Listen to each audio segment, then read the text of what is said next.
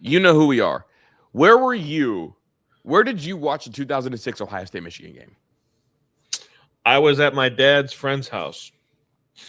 I was 14 years old. Mm-hmm. So I was a freshman in high school. And I was about 3.5 feet away from the television. Just close. Burning in the retinas. Did you have a tube TV? Did you have a tube TV or did you have flat screen at that point? I don't know. Whatever they had at the house. I don't remember. That's a detail that I don't remember. Gotcha, dude. I just remember, dude, I watched that game on, they were technically flat screens, but the back of them were thick as hell. And it was like almost like came all together. That's what I watched the game on. And I was close too. And it's funny because my introduction to football, college football, like really watching it, was like USC versus Texas the year prior. And then that was the next year. And I was like introduced to like Ohio State in like a fandom way.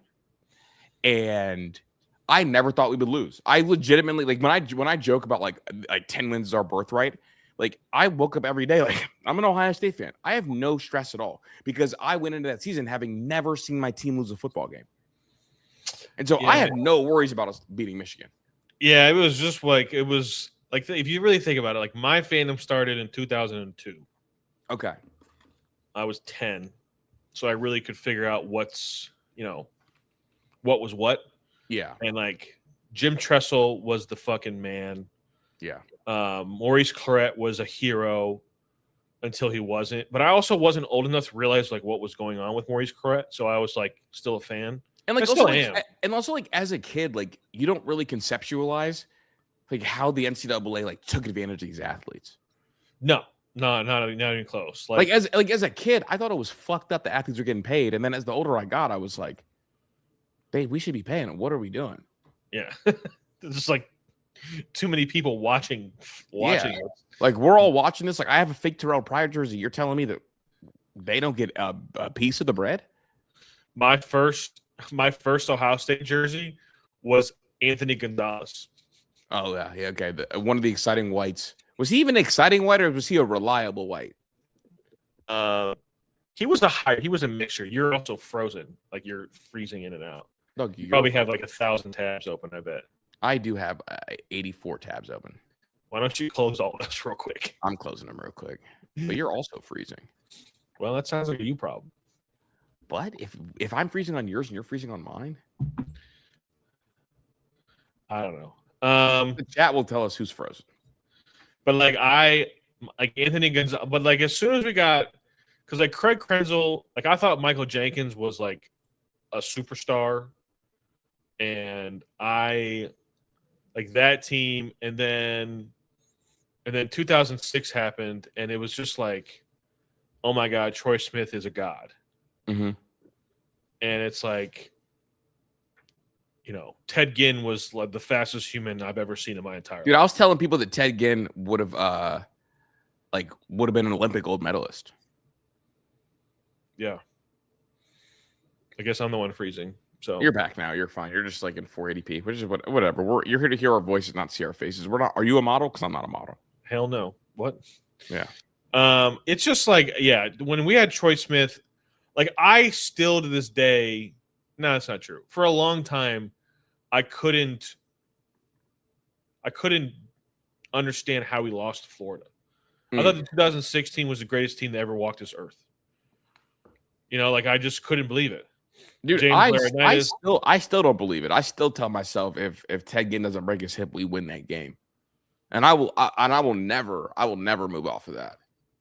I might have moved off of that. I don't know if Ted Ginn was 30 points better, 30 points differential. Just telling you, in my head, every time they would have kicked it to us, we would have scored again because they did that little short kick and Ted Ginn was out running the coverage. Yeah, it's that's what I remember. And like, but Jim Tressel was like the man. Like he was it, and he was the best coach. I thought he was better than all of the coaches. Urban Meyer was a little scary, but like I was like, Tressel's going to figure this out. Mm-hmm. And it was cool. I don't know if you ever heard Zach tell the story. Like they were talking all week about how we couldn't wait to kick it to Ted. Like our unit was chosen. Like we had this big plan to contain him. We had the timers out. We knew we were going to kick it into the coffin corner. We were going to bury Ted Ginn. And obviously, like Urban Meyer, a huge Ohio State fan, they said that for that whole first quarter, he was shell-shocked. He could not believe that Ted outran the coverage. Yeah. So. Yeah, man. I mean, so I think it's awesome that Tressel is going to be ringing the bell. I wish he was ringing the bell. Like, if they really wanted to do it really big, they would have Tressel ring the bell for the Michigan game. Mm-hmm. But also, like, having him in the Ring of Honor, there's only 2 other coaches in it. I know. Paul Brown and Woody Hayes. Yep. And I'm just saying, the only game that it would have been better is if they did it for the Michigan game. Because, I agree. But also, can we talk about how disrespectful ringing the victory bell before the game is? That's actually, when you ringing the victory bell before the game is crazy disrespectful. No one wants to talk about it because it's like a fun honor. But, dog, if I show up to a game and they already ringing the victory bell as I walk in, I'm mad. Hey. Better not lose. 10 wins is the birthright. I mean, if you're going to ring that bell and, like, be that audacious about it, like, you better not lose. Because if you lose a home game, like if Oregon comes to town and beats you, oh boy, that bell thing is going to be thrown right back in your face. Yeah, I think so. Sometimes I think that like sometimes other fans like don't understand the traditions that we have. But I'm thrilled for Tress, man. Like, and I'm glad that like college football has gotten so wonky and like the numbers we're getting right now figure wise for people to go places is so crazy that because like I feel like before Ohio State was like nervous to like reintroduce Jim Tressel to things, which is insane. Because of this quote unquote tattoo gate scandal, which are just jerseys for tattoos. Yeah, I mean, if you think about that now, like that would be a non-story. Yeah, it wouldn't even be talked about. Doug David Sanders got paid how many million to go to Tennessee out of high school? Right. Like it's a nothing burger. And like for anybody that thinks that Jim Tressel wouldn't have been able to survive in the modern age of college football, does not know who Jim Tressel was. Dude, so adaptable, bro. Like we know how Jim Tressel lives life. Adapting to football is the easy thing, dog. Like he's such a gangster that he's like the head of the mob that is like the one that nobody even knows is in the mob. Dude, well, it's like he's so gangster that he'll legitimize the mob. Allegedly, the Kennedys, mobsters. But how gangster can you be? Let's make our son the president. That's the level that Tress is on. He's a lieutenant governor. Yes. Like, if you don't think money would have been flowing in Brinks trucks from Youngstown over to Columbus, oh my God, bro. We would have had so much money. We would have had everybody, man. And like he was also adapting because like he recruited Terrell Pryor. Right. And we went out of the pistol that whole year. Yeah. Like there was at times where we kind of went back under center, but here we go. I'll just say it. He adapted more than Jim Harbaugh adapted with the quarterbacks that he got. Yeah. And like he adapted more. I would say he adapted more than Urban Meyer. Urban Meyer like had to like step away from the offense. Urban Meyer had to let go of the offense entirely. Right. Said, I got to let this thing go because I can't do it. I'm just so happy for Tress, man. One of the greatest ever. And I'm thrilled for him. A couple things I want to hit just today. Hey, hi everybody, welcome into the show. I like that kind of ramp up style. Hey, we're here. Welcome into the show, Tyler. I've been asking everybody this, and I'm really curious your opinion. Who is Tyler McCormick's villain for the 2026 college football season? Oh, there's a few. There's LSU. Okay. You can make a case for Miami because of how they essentially took Mensa from Duke. They're my number one villain. I think that's an underrated villain. Nobody's really talking about that. I think that LSU and Texas Tech have distracted us of who the real bad guy is. Yeah. I think my number one though, and this is totally self-inflicted on his part. I hope Texas goes 6-6. I can't stand this motherfucker Sark anymore. Yeah. I mean, just stop putting a microphone in front of this guy's face, man. Bro, he sucks. We can say that, right? People that are nervous tend to talk more. Mm-hmm. And he's talking more than anybody. It's just like unbelievable how he continues to speak. Yeah. I mean, I sent Chris a clip today. He was talking about how there's not enough spots in the playoff and blah, blah, blah, blah, blah. And it's like, you're not rewarding this, and this. It's like, damn, dog, there's 12 teams. You know what I wonder about? And I guess you coached. I never coached. Do you think his players feel like, damn, does he not believe in us? I don't know, man. Because it's like a lot of like he has pre-baked in a ton of excuses, and it's weird. But it's not like when he's talking, it makes them believe. It's not like it's like the opposite of Signetti. Like Sark is coming across as a whiny bitch. He's coming across as someone like it makes it seem like he doesn't believe in it. Like he's already getting like he is pre-warming you up to excuses. And look, I've got my fair share of problems with Ryan Day. Ryan Day never did this. No. Like I feel like in the room, Ryan Day feels like honestly, sometimes I feel like his ego's a little bit too big. Ryan Day feels like there's no excuses. We got to go do it. I'm at Ohio State. They didn't hire me at Ohio State to make me the highest paid coach in America to have an excuse every other Tuesday. No. And that's just I just appreciate that about Ryan because not all the coaches are like that. Like Texas is the second biggest brand in college football, man. Right. Kind of undeservedly, but they are. You don't get to like have excuses. No. It's like you have every resource that you could ever need to be good and then some. Yeah, man. I just don't understand and maybe to me he's a villain just because I'm just hating because it's the widow's peak and the whining. When you have a widow's peak and you whine, it just makes you like low Q score, unlikable, you know? Yeah. Like I'm actively rooting against Texas, and it makes it easier that Ohio State plays them. But I don't usually. There's only really one team that I actually root against. Michigan. I don't ever want to see them win any game. But I'm going to be actively rooting against Texas all year because of Sark. Do you actively? I actually think Arch might be pretty good. I like Arch. As a Browns fan, I hope Arch is really good because my owner is gonna draft Arch. Yeah, Arch, no matter what. Here you wrote it in the little slip, and it's just man, Sark, you were supposed to be one of these, one of the guys, and you just are just whining, man. You're just whining, and I know what he was trying to say when his quotes. He was it devalues the regular season or devalues a good season because if you don't make the playoffs, but there isn't enough playoff spots. There is enough playoff spots, man. There are 12 of them. And he's like, well, one goes to the G5 and now one goes to Notre Dame. It's if Texas in this day and age isn't a top 10 team, that's a you problem. That is nobody else. Yeah, you literally have so much access. You have all the money. You have the richest recruiting state in the country. Mm-hmm. I mean, and you're the biggest brand in the state, second biggest brand in the country. Figure it out, man. Yeah, and you act like you're at a disadvantage resource-wise. Can you imagine? Can you imagine Sark's Ryan Day saying this? No, I couldn't. Ohio, we would rip him for this. Mm-hmm. Rip him for this. This is not acceptable. You have to be comfortable with the standard that is set by your fan base. There was something that you said about Ryan Day a little bit ago about him not being comfortable in his own skin and then getting comfortable in his own skin. Sark strikes me as not comfortable in his own skin. No, he's not comfortable in his own skin. It's he doesn't believe in his process. He doesn't he's scared of the repercussions. Mm-hmm. And if you're a real dude,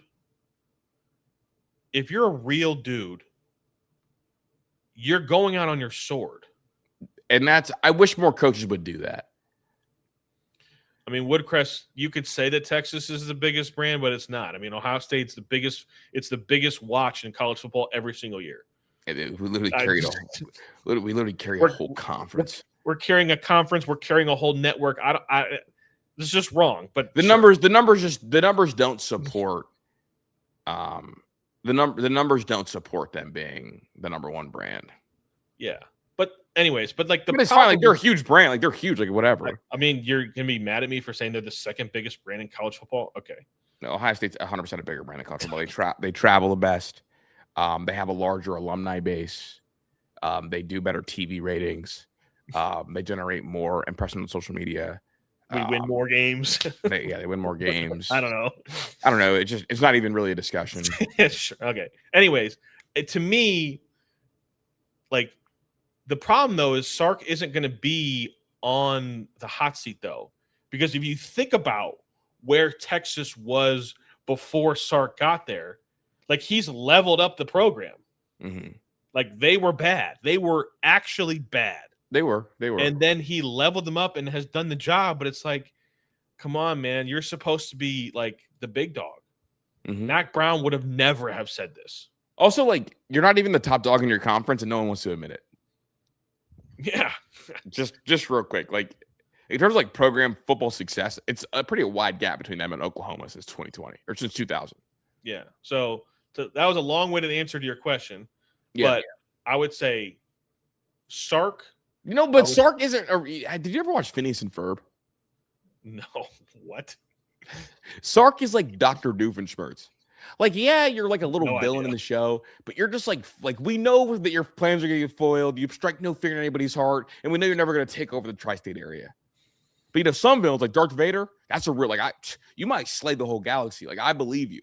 I think that like Sark is annoying, but he's an annoying villain. Not like a villain. Maybe that's what it is. He's just pissing me off. Right, bro. It's like that bird that just like won't stop chirping when you're trying to, like you're just annoying.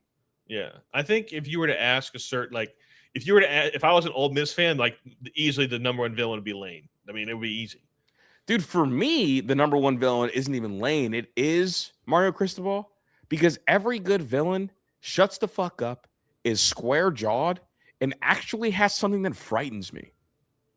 Like what Miami is like on the cusp of building is more frightening than what I think LSU can get to. It's more frightening than what I think Texas can get to under Sark, because I don't trust Sark the person. And also the fact that Sark wants to blame everybody else around him but not himself, I think is problematic. And the fact that like, hey, Sark, you maybe don't call plays, it doesn't work. And he's like, nope, but I'll fire my DC. I think that's like a big red flag character-wise.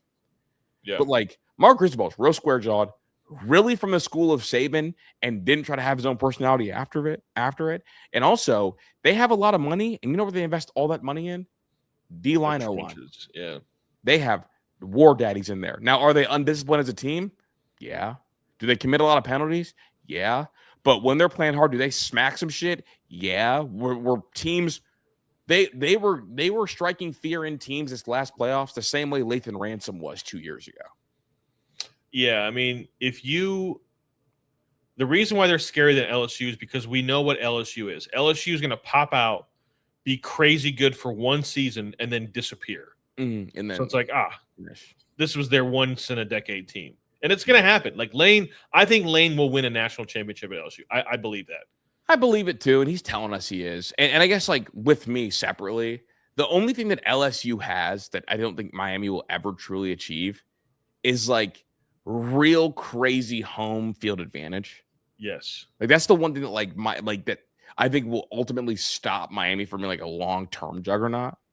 Yeah, I mean, like Miami, in the immediate future, like they are a real villain. And the way that they treated Duke in their own conference, their conference champion, the way they treated them by taking their quarterback and being like, yeah, we tampered. Who gives a fuck? Like, who's going to stop us? I think it's horrifying. I mean, Anthony, like, Ed Orgeron won a national title. Les Miles won a national title at LSU. Like, yeah, I rock with Ant. Ant's one of Akron's finest. No, I get it. I appreciate it. But, like, if Lane Kiffin's a better coach than Ed Orgeron and Les Miles. Like, they were bad football coaches, and they won a title. And you have to stumble into a good offense at LSU to win a title. You have to stumble into one. Yeah. And I think he'll stumble into one. Point period. So it's like, I mean, the thing about it, I hope he doesn't win one though. I hope so. Miami, the sport is better. The sport is better when Miami is good. The sport is better when USC is good. Okay, who's more frightening when they're both up, USC or Miami?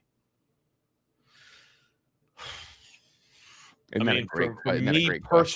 me personally, it's USC because I had to directly deal with them. Okay. As an Ohio State fan, I had to directly deal with USC because they're in my conference, right? Yeah. Well, I think the hottest who runs hotter? Which program can run hotter? Which program can run hotter in modern college football? It's Miami. I think it's USC. I think it's Miami. I mean, I've seen Miami run equator hot twice. Yeah, that's fair. Like, we've seen it twice. I guess who's hotter was hotter though. Like, was the Reggie Bush, Matt Leinart pocket hotter? The 2001 Miami Hurricanes might be the greatest team of all time. Yeah, but they couldn't score. They didn't have to. Yeah, I guess it's a preference. I mean, dog, they had 37 NFL draft picks on that team, and 30 of them were first rounders. What is it? They would have went 8-4 if they never scored a touchdown. Yes, isn't that crazy? That's what I'm saying. Like, that was the best. Yeah, and they have the hometown recruiting edge. I mean, and like I just think like Miami Hurricane. If you really think about it, pro sports are. Miami fans are fair weather fans, but like Miami Hurricane fans are crackheads. Like, if it really comes down to it, like, they'll step on the gas. They're the most delusional fan base, bro. They will crash out over anything, bro. Yes, they will. Yes, they will. And like USC, like, there's the Lakers and there's the Dodgers and there's just other things going on. I think Miami can run hotter than USC can. I mean, we saw USC run hot for like 2.5 years. But boy, it was super. Yeah, it was going. Don't get me wrong, it was going. 2.5. It was. Yeah, I mean, in 2.5 years, they won 3 Heismans in 2 years. Yeah, it was motion, man. They had Snoop Dogg going to games. But like, it's better when they're good. College football is better when like the historically good programs are good. Oh, here we go. I just got this up for Ant. Miami fans don't really exist, bro. I drink in South Florida bars all season. I never saw. They just exist online. Yeah, dude. If you get on Twitter, bro, it is a bloodbath. Yeah, Anthony, go on Twitter and tweet Malachi Tony's actually overrated. Just tweet that one sentence. And then get your popcorn. Yeah, and then mute it. It's like, yeah, man. It's like I would tweet like I really haven't even seen Malachi Tony get open once. Ooh. So I want to play a little game. Actually, I just thought of a game. Okay. Give me your dream 12-team playoff. This year? Any year. Just like, who would you want to see? Like, don't worry about like how many teams from each conference. Like, just give me the 12 teams that you would love to see. Not this year, like just in like by name alone. I got you. Or storylines alone. I got you. I got Ohio State. Okay. Agree. I need Indiana in there. Disagree entirely, but okay. What do you mean? I need them. They deserve a chance to repeat. Okay, sure. And they got crazy fans. Dog, you didn't see. Here's the thing. We were all dejected. They were treating Miami fans bad after that game. We didn't want any parts of it because obviously, like, we were being sore losers. They were treating them bad. Sure. I want Miami in there. Okay, I agree. I want USC in there. Okay. Name alone, I want Texas in there. Yep. I want Michigan in there. Okay. I need Notre Dame in there. Yep. I would like LSU in there. Yep. Ooh. No, this isn't about who's actually good or not. This is just name, brand, storyline, history. Who would you want to see? Give me Georgia. Oh, I'm gonna go Bama over Georgia. Okay, actually even better. Give me Bama. Bama LSU is good. Dude, I kind of want like another Florida school to go with Miami. Oh, give me Oregon, Florida. Yep. And then the last one. Ooh. Give me Oklahoma. Is that last one? I was hoping you would say Oklahoma because my hot take is that Oklahoma is the program that Texas fans think they are. Yeah, 100%. That playoff would be a war daddy fest on the time. Dude, oh my God. Hey, throw a beer then duck. Oh, dude, that would be the storylines that would go with it. I would sub out Indiana, and I would probably throw in. I was gonna say Penn State, but they don't do the allure for me at this point for some reason. No, I would probably say Clemson's not a bad option. See, Indiana moves more than Clemson today. Like That's Clemson true. fans also hate themselves. Like I don't want a fan base that hates themselves. It's true. No, I wasn't going to say Clemson. There's just got to be someone else besides Indiana that I'm thinking. Okay, of. Florida State. I can't have all three Florida teams. Okay.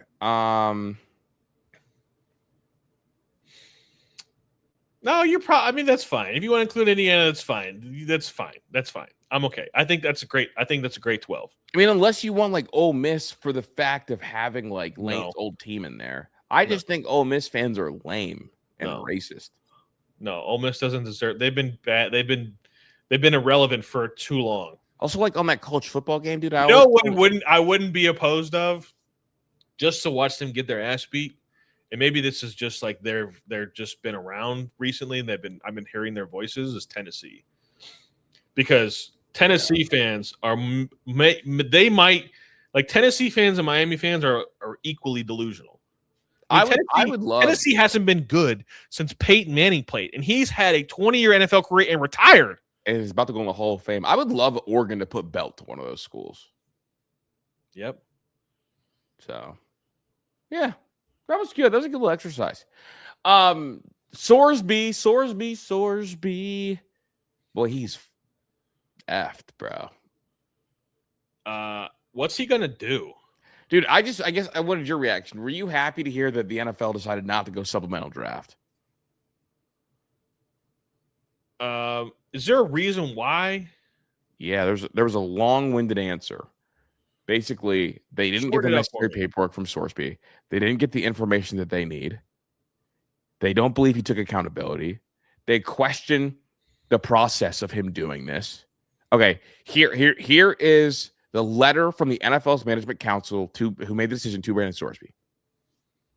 Under our collective bargaining agreement, the league retains sole discretion to determine whether it's appropriate conduct for a supplemental draft on any given year. The league has not conducted such draft for several years, and prior to your submission, the league had no plans to do so, and no other player has sought entry, meaning he's the only one to declare for the supplemental draft this year.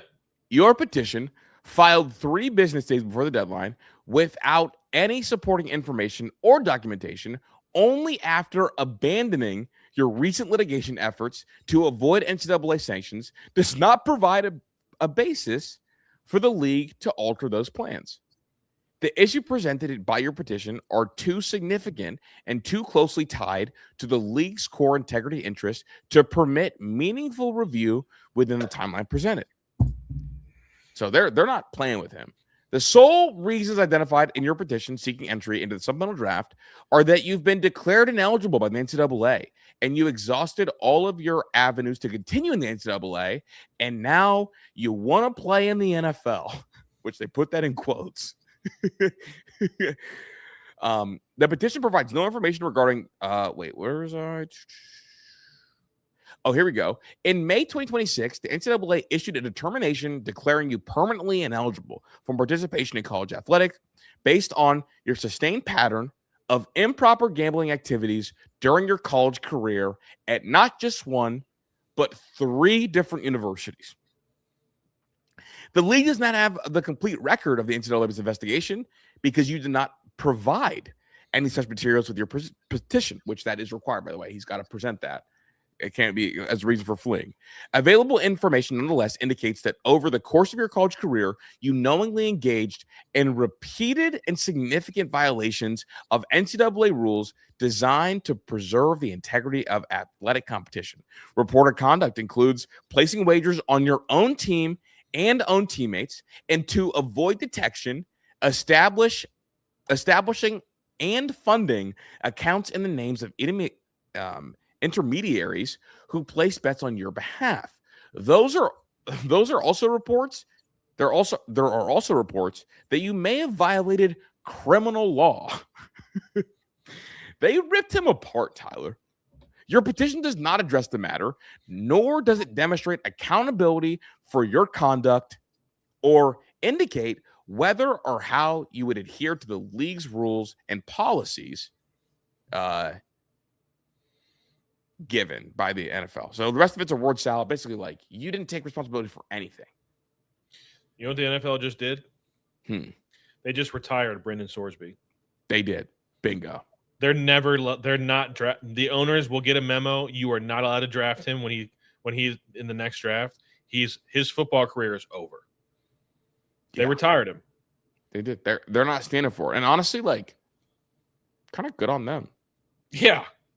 Because the thing about it, and I said this from the very beginning about the whole Brendan Sorsby thing. If Brendan Sorsby was good enough, he would have come out in this past draft. Yeah, I agree. So, like,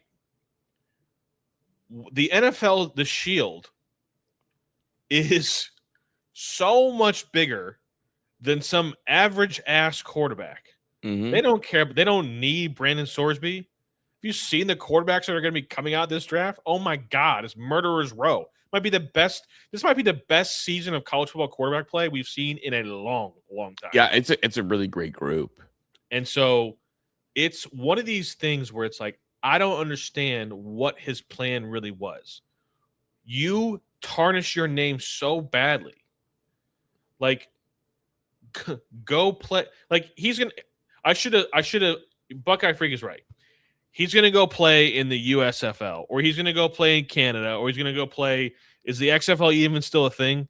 Like, that's the football that he's going to play. They're probably drooling over. They might let him place a bet while playing. Yeah. But, like, he's not a good quarterback. We saw him play. He had 2 big games last. Since then, he had 2 big games. Their 2 biggest games since they made the playoff with Luke Fickell, and he went out there and threw for 65 yards against Nebraska. Yeah. What are we talking about, man? NFL quarterbacks to play in college don't do that. Like, this guy was never any good. Mm-hmm. And it's just like, this was a whole non-story. So, it's just, to me, like, the whole thing is nothing but I'm glad you got cashed out and got paid for your Kalishi bet. Yeah, so the rule was not that they would have a supplemental draft. If he submitted the paperwork, I got paid. So I got the hit. I came out on top. And this is real quick. Hit this. I know I'm late, but damn, Chris, what happened with Sorsby, bro? Thing, damn. Well, no, I'm good, Robert. I hit. We're good. They already paid me because it wasn't about would they hold a supplemental draft. It's would he declare, and technically he declared. And then Rome, this was a 5. Well, topic to make Chris laugh. A fucking deer ran into my car and totaled it. Driving, oh my God. In West Virginia, driving home to North Carolina from Ohio today. DeLauder walk up. Gonna give me PTSD. Well, I don't know when we're gonna hear the DeLauder walk up song. It might be a little bit longer than we think. I hope you're. I'm glad you're okay, Rome. That's fucking crazy, dude. Sometimes I'm shocked that these deer made it so long. They like lack survival instincts sometimes, man. Like, y'all want to run away from me, but y'all don't want to run away from my car. I was when I was coaching college baseball, and I needed a little extra cash. I worked at a golf course in the summertime. Like, I would go mow greens in the morning for like a couple hours, and then like go recruit. And one day we woke up, we got to work, and there was a deer that was eaten, like completely eaten alive by like coyotes and shit. And let me tell you, the nastiest smell. The nastiest smell ever, bro. Dude, carcasses smell crazy, bro. So yes, their survival instincts are like negative. Yeah, dude. I mean, they want to run away from me. They run to death. Dude, I had to scare one off the other day, bro. It was eating a foam baseball that got left in the backyard like it was an apple. Like, yeah. But yeah, Rome, I'm glad you're all right. Me too. I mean, that's tough. That's so scary too, bro. Was it dark or light out, Rome? The hills of West Virginia are no joke. Oh yeah. No joke. We get about here, man. I guess I should bring it up. I don't know if you probably didn't see this. Maniac made a video about me. Maniac? I don't even know who that is. He's a Michigan podcaster. Oh, did he make a video about you? He made a video about me. And honestly, like, Like, I don't get to get upset about people making videos about me. I make videos about people all the time. Yeah. It was funny, dude. He said that this is what he said. He said that I'm obsessed with Bryce Underwood, but I need to be worried about Julian Sand.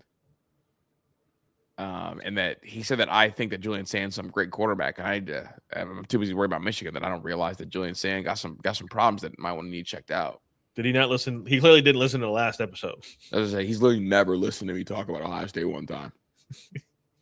Like, literally. Yeah, if you're going to talk about somebody, you should have the evidence of them talk like what you're saying, like how you do it. Yeah. Well, I mean, I just do it like when it's in front of me. But look, like I've done a show with Maniac. Like I think Maniac is hilarious, like really talented, definitely rage baity. But it's a good strategy, right? Like if you're talking to your Michigan fan base, and you're like, oh yeah, like Chris is obsessed with the Michigan, but Chris needs to worry about his. And it's like, okay, like a lot of these fans haven't watched my stuff, right? Like that's fine. And so it's like a good way to kind of get things going. I had our own fans looking at me crazy last week. Yeah, I was like, Michigan fans don't like me. Some Ohio State fans don't like me. Like, Yeah, whatever. Ron asked me a question this morning. Where would you rank Julian's? Like, how many quarterbacks would you take over Julian Sand this year in college football? And I could put them on Ohio State's team, or like how we didn't really go into it. More like pick quarterbacks that like will be better than Julian this year. Ooh. Dude, Maniac's hilarious, dude. I love Maniac. And honestly, I need Maniac and Tyler to debate, or at least do a show together a week of the game. See, he might insult you though. The thing about it, here's the thing about me and like debating people is like I have like a short time span of how long I'm interested in this. Bro, I'm a candle. He's a stick of TNT, bro. The wick just goes down, boom, he's done. Like when Chris and I argue, like if I feel like neither one of us are budging, I'll be like, all right, you got it, bro.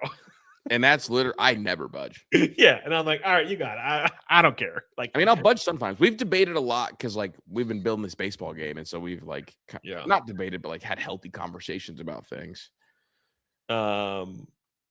It's just one of those like, all right. So if I wanted to answer your question, I think I would take Trinidad. Okay. I would take CJ Carr. Mm-hmm.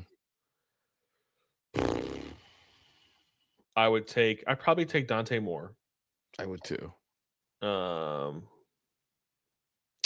It's hard because there are like types of quarterbacks that like CJ Carr. I'd probably take. Did I say CJ Carr? Yeah, you said CJ already. Okay. Those three for sure. Those are the locks for me. Yeah. And then it's like, would you take Arch? I mean, the problem is like I watched like they both played their like first college game, and like Julian won the game.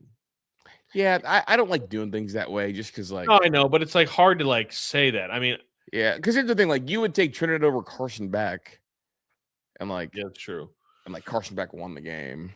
I mean, I'd probably take. I don't know if I have concerns that I want to see. Like, I think Arch is going to be good. I need to. I do too. I need to preface this what I'm about to say by saying that I believe Arch is going to be good. But I have concerns that I need to see him fix when it comes to the way he throws the football. Mm-hmm. Some of his mechanics break down when he's like, when he's held the ball a little too long in the pocket, the feet and the arm, the feet get frantic and the arm drops. And the butt comes out. The ball sails. Yeah, the butt comes out like he like. Yeah. Like it's like a hitter that's scared. Yeah. But like the thing about Julian again is like Julian Sand is like he's like when people used to say about LeBron when the first 45 minutes of the game he was the best player ever. But the criticism was the last 3 minutes you didn't want him. That's fair. Right? And so for Julian it's like I said it last week. Julian Sand is super, super talented. James Harden. His arm is elite. He can make every throw, but there's something that lacks. There's something that is missing. There's something where it's like, I need you when the play doesn't work, can you make it work? And that's the problem I have with Julian Sand. And so it's like, okay, can you show me what that looks like? Because if he can do that, I mean, I don't know if he adds that to his game, I think he might be one of he might be the best quarterback. Yeah, it's like if you dropped off Kobe's head in James Harden's body. Yeah. Yeah. So Rome said sounds like I'm working for the Browns front office. Rome, believe me, if I was working for the Browns front office, we would not be in the situation we've been in for the last 25 years. I believe that with my whole heart. I kind of believe you too. But I think Julian Sain is a top 6 quarterback. I'd have to work through it. But like, yeah. So when I worked through it, I was like probably Mensa. Oh yeah, Mensa's one for sure. Mensa, CJ Carr, Dante Moore, Trinidad Chambliss. Arch, I'll hear an argument for, but I don't know. And then it's like, then you get to the weird ones, right? How do you feel about Josh Hoover? You know, he turns the ball over too much for me, right? Like if he fixes the turnover problems, yeah. Like if he stops throwing the ball to the other team a lot, then well, I guess what can you live with? Like, would you rather Julian trade run around and chuck it downfield for an extra 5 interceptions a year? But the reason why I can't get behind that argument is because Julian Sain is too accurate, and like he's not going to do that. He's not, even if he starts chucking it down the field, it's not going to get intercepted. Okay, I'm saying, would you add the risk value? Like, he doesn't take the risks.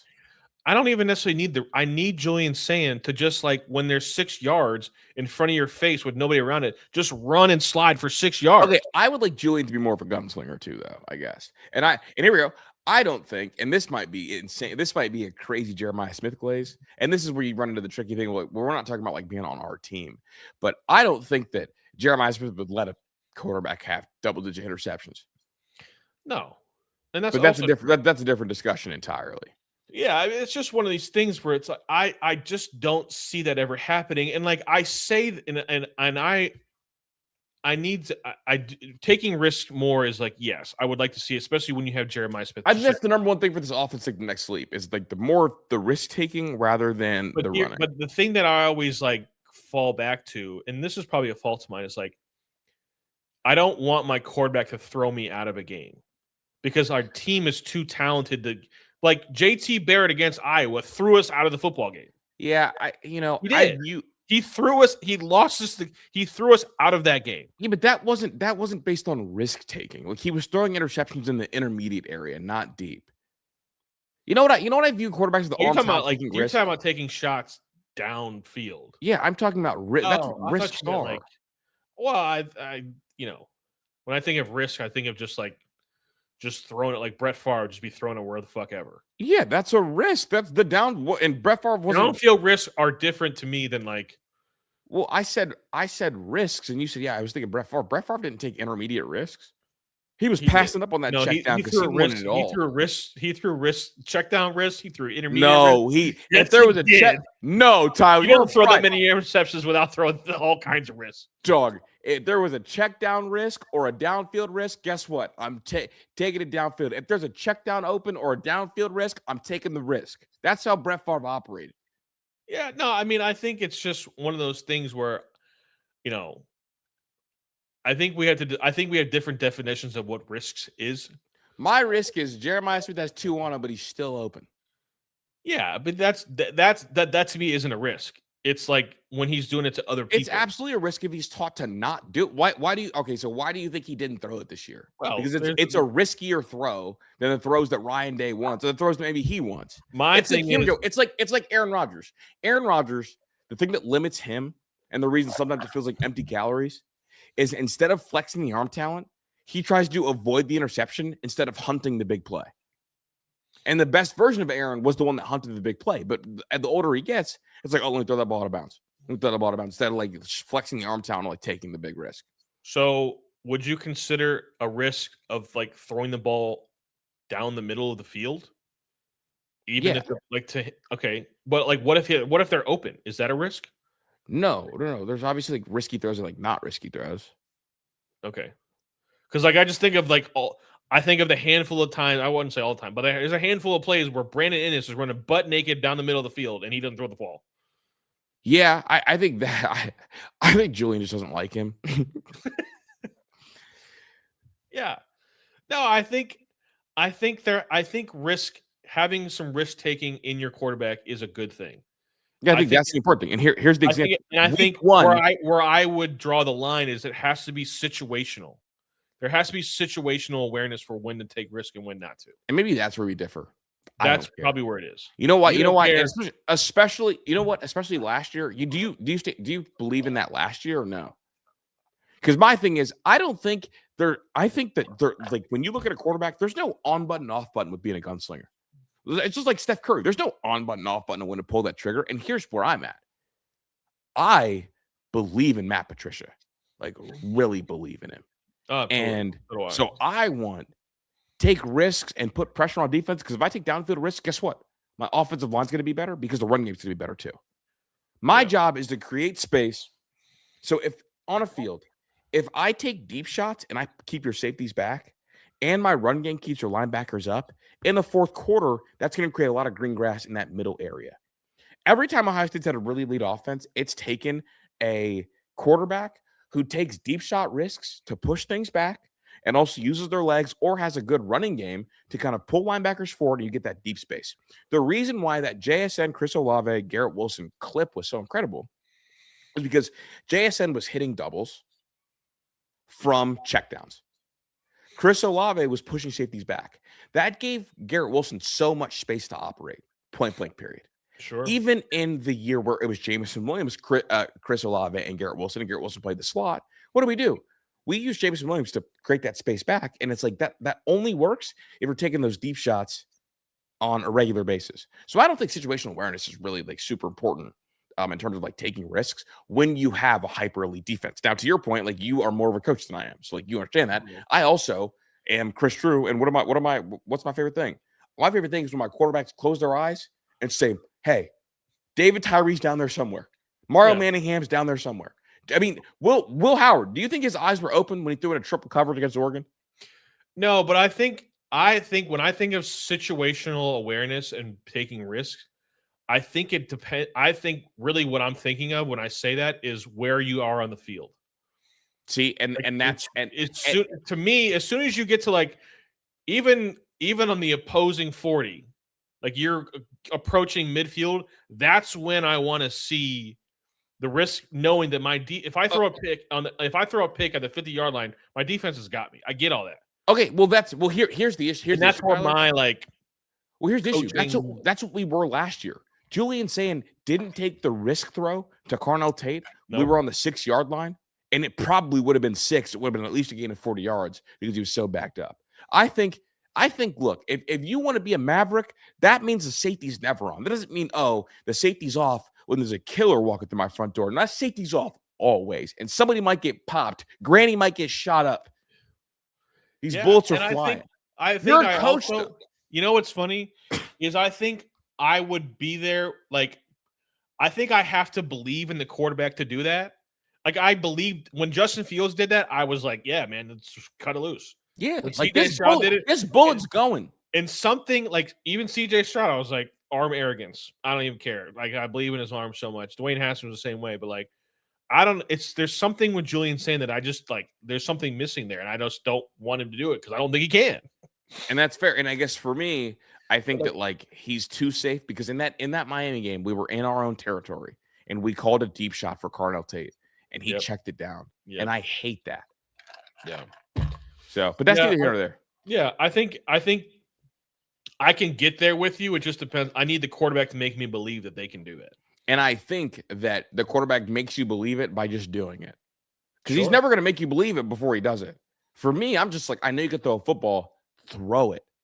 Yeah, I mean, Julian Sand can we didn't believe Will Howard could do it, and then he did it. Yeah, I mean, yeah, absolutely. I mean, there were questions. I think with Will Howard, more with Will Howard, we thought it was a talent issue, not a. I didn't think personality issue. I thought it was a talent issue, not a personality issue. I just didn't think he was talented enough.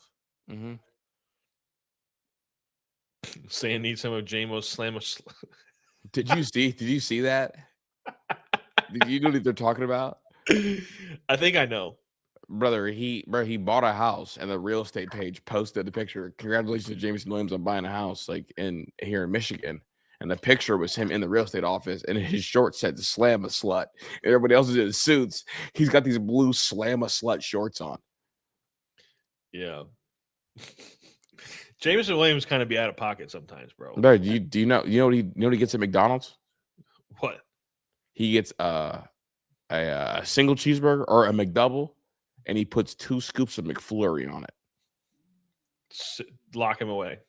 Literally, bro. You can't walk among us, yo. No, you can't walk among us. You can't. No, man, not even close. Oh, real quick, I haven't checked the score of the game. You have some guards thoughts for us, Ty? I'm a little down in the dumps. I just I'm frustrated, and the offense is struggling because. Also, by the way, did you know the NBA draft was tonight? I had no idea the NBA draft was tonight. Oh my god, I'm supposed to do a radio hit tomorrow. I had no clue. Holy smokes. The kid from BYU went first. Darren Peterson went second. Cameron Boozer went third. Okay. Wasn't that how it was supposed to go? Who went? Peterson went second? Yeah. Good. To Utah. Anyways. But the offense, the Guardians' offense struggling because the 3 other 4 best hitters are injured. Mm-hmm. There is not a single team in Major League Baseball where 3 of their top 4, top 5 hitters go out and they can score runs. It doesn't happen. If the Yankees lost Judge, Bellinger, and Stanton, they would struggle to score runs. Yeah, 100%. Period. End of story. It's just, and so, am I questioning some of the moves they're making to try to help their offense? Absolutely. It's bothersome because they're going run prevention instead of run scoring. That's the issue here. But the problem is they're not even going run prevention because their bullpen stinks. I don't know what they're waiting for Frank Allman. He's carving everybody up. And I have this isn't a main problem, but I'm super, super, super disappointed in Gavin Williams. Yeah. Because listen, aces are graded on a curve. And it's not fair, but it's reality. Mm-hmm. And the last 2 starts for Gavin Williams, the first start was after the injuries happened. So you got to be our stabilizing force. You have to be our stabilizing force. You needed to go out there and stabilize the fort and hold it down and go out there and put a good performance, and you go out there and get absolutely tattooed all over the yard. Mm-hmm. Then your manager alters the rotation so that you can pitch game 1 of the White Sox series. A gotta have series in June, as much as you gotta have it. You gotta have a series in June, and you go out there and you throw 95 pitches in 5 innings because you can't execute a 2-strike pitch. Yeah. Because you want to throw deep in counts every single time. Grow up, man. Now, do you want to hear what's going on right now? Well, they're down 1. It's 2-1. You know who's pitching? Parker Messick is carving everybody up. And he's 93 pitches in. There's 1 out in the 8th. Yeah, I mean, so this is what I'm talking about. We talk about ace makeup. That's ace makeup. Yeah. And the thing is, Gavin Williams has better stuff. Yeah. Gavin Williams has elite stuff. Yeah, truly elite stuff. And we need him to be a stabilizing force for this guards team, and he just hasn't. Yeah, it's I'm just people could say, "Oh, he threw 5 innings, he gave 2 runs and 8 strikeouts." That's not the point. He's not graded fairly. That's reality of being an ace. You gotta be a top 15 pitcher, especially when your team needs you the very most. It's like Urban Meyer used to say, "When I need you the very most, you gave me your very best." Now they're pulling Messick right now at 95 with 2 outs. I don't like this. What's the matchup? I don't think it matters. Probably not. I mean, the Kate Smith's not available tonight. He threw 2 innings. Yeah, I'm saying so. Literally, just let this kid finish it. It's just it's disappointing. The offense, Gabe Arias is a turd. I'm sorry. Gabe Arias, I want to just cut him. He's not good. He can't hit the baseball. He's He's in his own head. He's always kind of a wide receiver prima donna. a little bit like the kid he's so talented. Like he's like such an explosive athlete, but like he just looks like he doesn't give a shit, to be quite honest with you. And like he probably does care a lot. He probably cares a lot. But like you go over 5 with 5 strikeouts, you don't run out of drop third strike, you throw the ball halfway to first base, and you Do you just think look Reese like Hoskins was pissed about that skip? I don't think he was pissed because like it's a taught thing, like to do the long hop. It's a taught throw. When you're deep in the hole, it's taught to have to play the long hop. Like you throw it to get a big hop. And it actually hits the ground and it picks up speed as it goes. Like you're taught to do that. Yeah, you are. I don't think he needed the long hop, I guess. Maybe not in that play, and, but like and he missed because the long hop's supposed to head to the front side of the bag, not the back side of the bag. He just threw a bad throw. I'm not saying that he tried to execute. I think Reese Hoskins whatever he tried to execute was shitty. Shout out Reese though, for snagging that. Yeah. It's just, like this like yesterday the Guardians hitter struck out 15 times. And it's just unacceptable. Damn. They scored 5 runs and struck out 15 times. Mm-hmm. But again, the front office, when you run out an outfield of David Fry, Stu Fairchild, Petey Halpin, Daniel Schneemann, like this is the worst. This is the least talented outfield group in Major League Baseball history. Dead serious. Yeah, I'm not going to argue with you. I mean, that group of outfielders is unacceptable. Yeah. And for them to just sit there and like, I mean, what they're doing is they're just like Paul Dolan is just using this as an excuse. And like, I people saying, where's Cooper Ingle? I think they're waiting. I think they're going to trade him and they're not going to show him like bringing him. If they're planning on trading him, like using him as an asset to trade, they can't bring him up. And if he sucks, it sinks his value. And you don't want to burn an option. You don't want to take the shine off. And he's currently red, scorching, dummy hot in AAA. But they need to do something now to me. Yeah, I don't think they can wait to the deadline. I don't think they can wait. I mean, they're going to wait. They're going to wait because that's what the Guardians do. They're going to see. The thing is, like, why? Like, they didn't wait before. Yeah, but it's different. But the catcher issue, like, Bo was horrible. So what'd they do? They addressed it quickly. Different, man. Their heart and soul was ripped away from their whole team. The face of their franchise was getting put under the knife. Like they don't know what to do. Their whole team, their identity of their team, their leader, their captain, their heart and soul, their everything was, had surgery, and they didn't know what they're like. Well, if we can survive when he comes back, maybe we'll make a deal. But like, they're gonna let these guys hang themselves, and if they don't, they'll make a move. And if they do, they won't. Yeah, it's just this series is kind of brutal. I mean, right now they're down 2-1, bottom of the 8th, and like it's hard to have faith that they'll score in the top, Yeah, I mean, Reese Hoskins was a failed experiment. It's just funny to me, like you pinch hitted Daniel Schneemann for Stu Fairchild. Mm-hmm. No, they pinch hit Stu Fairchild to hit for Daniel Schneemann. What? That sounds so backwards. Yeah. I mean, Khalil Watson hit a bomb. That was kind of cool. Yeah. He's the 1 run today, right? Yeah. It's just like I can't defend the front office is what it really comes down to. The front office is just failing them entirely. And, I don't want to like Stu Fairchild is a 30-year-old journeyman. Like, what did you expect was going to happen? He looks young though. Like Reese Hoskins was unemployed. Yeah. He got signed at the end of spring training. There's a reason. Mm-hmm. And it's like, you did this to yourself, man. And so, like, to me, and the thing that nobody wants, everybody's like, we need to get bats. There are no game-changing bats available at the deadline. There's not going to be like, oh my God, like Yordan Alvarez is here or Christian. Like, they're not doing it. Yeah, Astros think they can make the playoffs, so they're done. And that was like the hope for the righty bat for them.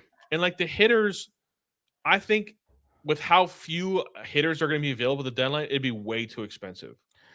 Yeah, so if you want to trade for a big time hitter, you're gonna have to pay a lot of money, not just prospects, but money, because all the big time hitters are under big contracts, or you're gonna have to take a chance on a hitter that is broken and busted up. Correct. And that's and try to fix them. And they've tried. With all due respect, our hitting development is not worth they're not going to do it. Yeah.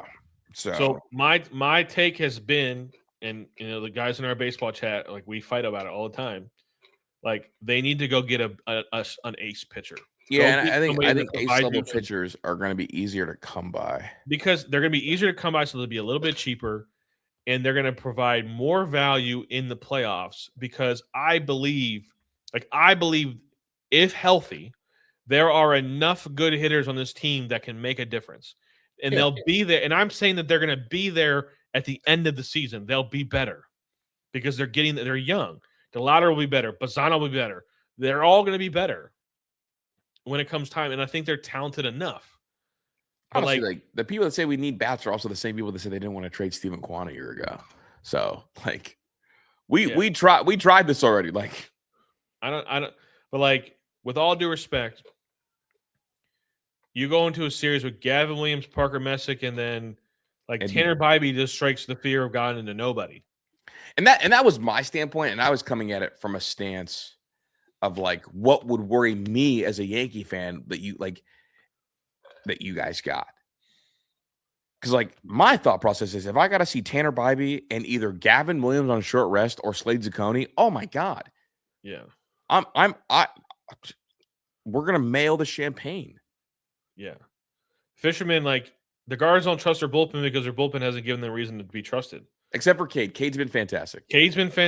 Like anybody mad at Cade for yesterday's? Like, what closer in Major League Baseball right now is throwing 2 innings? That's not happening. No, nobody.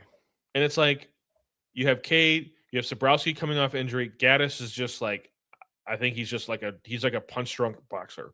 Mm-hmm. I think Holderman has been a pleasant surprise. He's nasty, but they have better guys in AAA, and they're just not doing anything. And this is the first time in my fandom and I've been a fan of the Guardians for my entire life. This is the first time I really haven't been able to defend the front office. I think their inaction is a fireable offense. It's a little loud for sure. So I'm down. I'm down right now. I was, I'm frustrated. Yeah. But do I think that they can come out of this? Absolutely. I think they can. But it's hard to sit here and say that they will. So, when you lose somebody like Jose Ramirez, it takes the sail right out of their team. Dude, Khalil Watson just went warning track. I thought he got it. Yeah. That'd have been crazy. Tied it up 2-2. And they're trying to stretch their closer out 2 innings. So they got Newcomb at 34 pitches already. But of course, Stephen Kwan is up. Is he the first batter of the inning, Khalil Watson? Yeah. Yep. So Stephen Kwan and Austin Hedges are coming up behind him. It's just it's tough, man. It's a tough pill to swallow. You wanted to win these games, and it's hard. So yeah. That's a good hour. It's funny because we were talking do we have enough written down? But that was a really healthy hour of really good conversation with no filler. Who's doing it like us? Nobody. That's Tyler. I'm Chris.